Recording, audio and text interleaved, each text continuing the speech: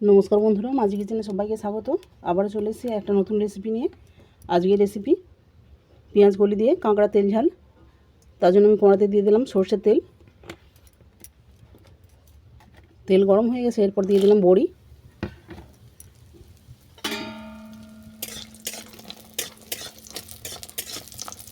বড়িটাকে আমি বাদামি করে ভেজে নেব।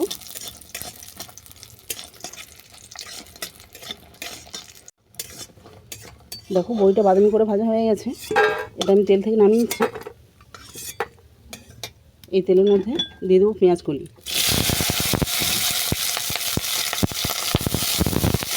এটাকে আমি 2 মিনিট ভেজে নেব। পেঁয়াজ কলিটাও ভাজা হয়ে গেছে, এটা আমি তেল থেকে নামিয়ে নিচ্ছি।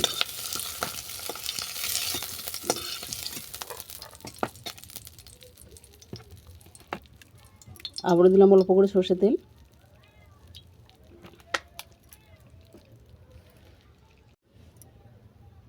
দিয়ে দিলাম শুকনো লঙ্কা ফোড়নের জন্য।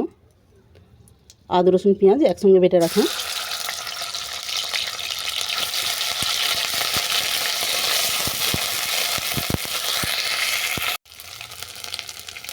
দিয়ে দিলাম টমেটো গ্রেট,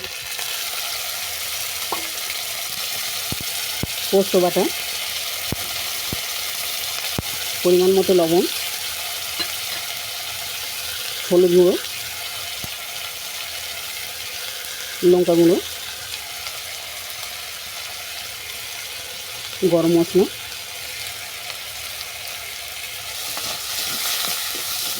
এটাকে আমি ভালো করে কষিয়ে নেবো যতক্ষণ না মশলা থেকে তেল ছাড়ছে।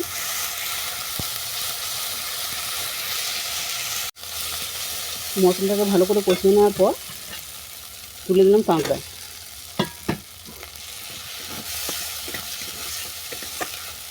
এটাকেও আমি আরও 2 মিনিট কষিয়ে নেব।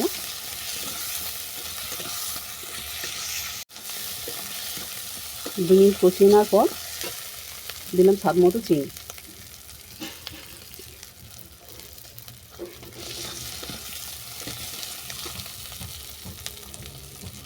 এরপর দিয়ে দেবো জল।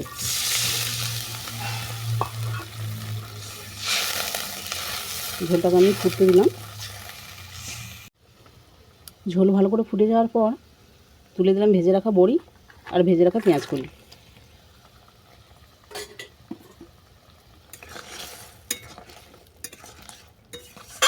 এটাকে আমি আরও 2 মিনিট রান্না করে নেব। একটা ডিশ ঢেকে দিলাম।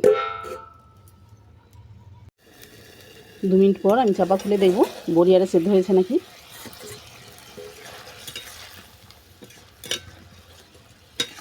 দেখো, বড়ি ভালোভাবে সেদ্ধ হয়নি, এখন একটু বাকি,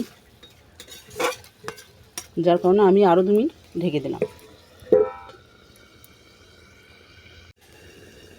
আরও 2 মিনিট হয়ে গেছে, আবারও আমি চাপা খুলে দেখব বড়ি ভালোভাবে সেদ্ধ হয়েছে কিনা। দেখো, বড়িগুলো আমার ভালোভাবে সেদ্ধ হয়ে গেছে। এরপর আমি এটাকে নামিয়ে নেব। ঝোলটাও দেখো মাখো মাখো হয়ে গেছে।